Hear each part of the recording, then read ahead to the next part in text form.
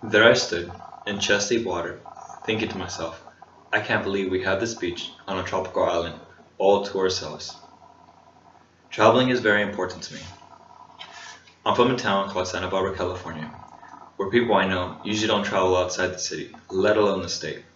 And when they do leave, it's to visit the neighboring state of Nevada, the gambling mecca. Good evening, my name is Esteban Hernandez, and I'll be sharing some of my thoughts and experiences of places that I visited and food that has fascinated me along the way. My most recent travel was to Seoul, South Korea, where museums litter every block. The reason I really wanted to go was to visit the demilitarized zone in South Korea. When I was there, we actually got to hear the propaganda music being played by the North Koreans over the loudspeakers within an observatory overlooking North Korea. When we were there, several people would look at my children and look at my wife and try to guess what happened, where the mix came from. It was very interesting. The people there, if you guys don't know, within South Korean culture, is they value children, as in all Asian countries.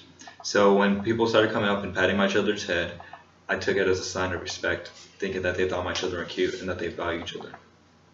When we were in Osaka, which is our first family vacation, we actually learned to take the subways there, which were color-coded. It made it a lot easier to travel around since we couldn't speak the language. An interesting fact is we were able to get from Osaka to Kyoto for about $15. Very cool. I thank my wife and I thank Google Maps for that. One of the sites I do remember there was a Buddhist temple, which had the Neo Guardians, which are about two-story fighting figures. My kids thought they were just giant action figures. So it was very, very entertaining for them. In Okinawa, we have castle ruins from their earlier history, as well as World War II war sites. One I do remember offhand is an underground bunker that me and my family visited. Being underground, feeling the cool weather, and seeing where they used to stage their attacks from were very interesting for me and my family, since we had never seen anything like that. One of the famous things that Okinawa is famous for is soba. It's this special type of noodle that they have. When we were in South Korea, they're very fond of their fried chicken and beer. So when we ordered fried chicken, we actually got a treat with it. We got sweet fries, which originally we would think fries would come with salt, but these fries came with sugar. So you can imagine it kind of threw us through a loop when we first started eating them. But very tasty. If you ever get the chance to try it, I recommend it. When we were in Daegu, we actually had this thing called chapasal, which is a muffin with red bean paste and sesame seeds within it. Very delicious, especially when it's hot. When we were in Osaka, we had to have takoyaki, which is basically octopus within a ball cooked with its own special sauce depending on the vendor that you visit. As you can imagine, Japan is very famous for its noodles. So it should be no surprise when I found my love of ramen out here, which is known as soupman ramen, also known as the dipping ramen.